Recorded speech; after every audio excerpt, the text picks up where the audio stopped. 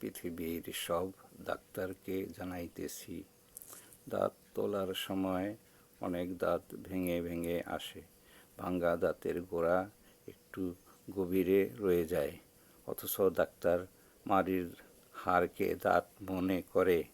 যন্ত্র বাজাইয়া টানা হেঁচড়া করাতে মাড়ি থেতলিয়ে যায়। মাড়ির হাড়টি সরে যাওয়ার সম্ভাবনা ছিল। রোগী ব্যথায় চিৎকার দিলে ডাক্তার যন্ত্রটি সরিয়ে নেয়। পরে আঙ্গুল দিয়ে চেক করলে ভাঙ্গা দাঁতের গোড়া আঙ্গুলে বাজে।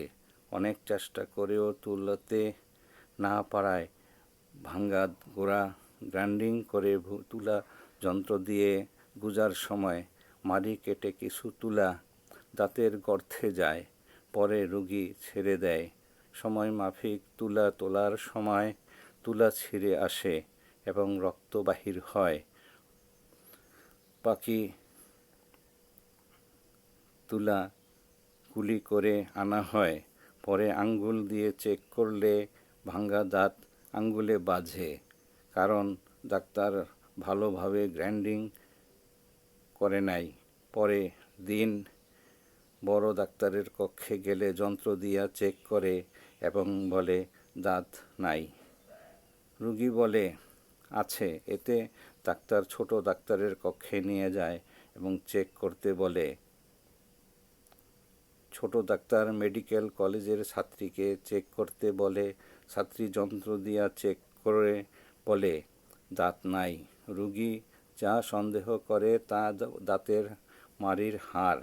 পরে রোগী বড় ডাক্তারের কক্ষে গেলে রোগীকে ওষুধগুলি খেতে বলে আর কিছুদিন অপেক্ষা করে দেখতে বলে কোন পর্যায়ে যায়।